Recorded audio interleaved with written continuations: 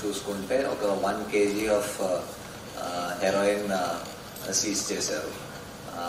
The reason ఇది important is in recent times మనకి ఇలాగా 1 kg ఆఫ్ ప్యూర్ హెరోయిన్ ఎక్కడ ఎక్కువ దొరకలేదు.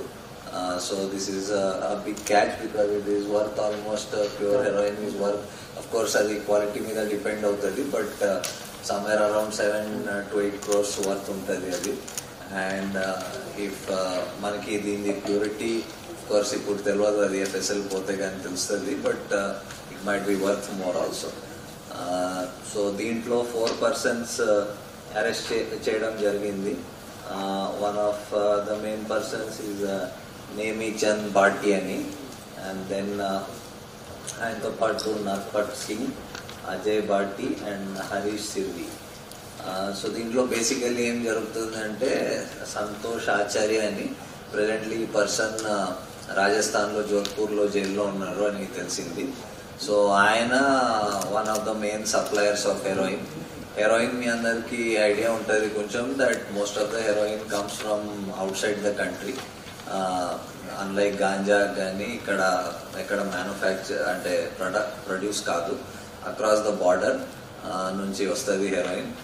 అండ్ అక్కడ నుంచి రాజస్థాన్ నుంచి ఈయన ఆచార్య వేరియస్ సోర్సెస్కి సప్లై చేస్తూ ఉంటాడు.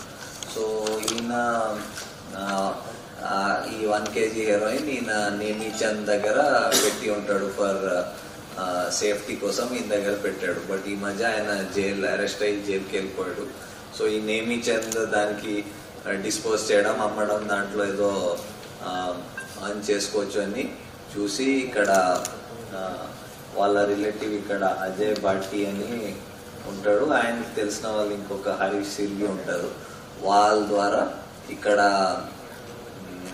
హైదరాబాద్లో ఇక్కడ లోకల్ ఏరియాస్లో అమ్మడాన్ని చూస్తాడు.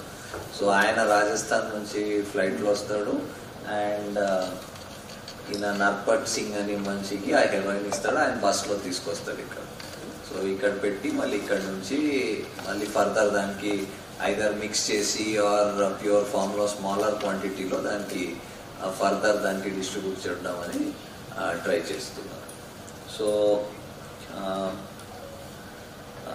సో ఇప్పుడు మనం ఎక్కువ మన seizures are ganja oriented seizures ఎక్కువ ఉంటాయి.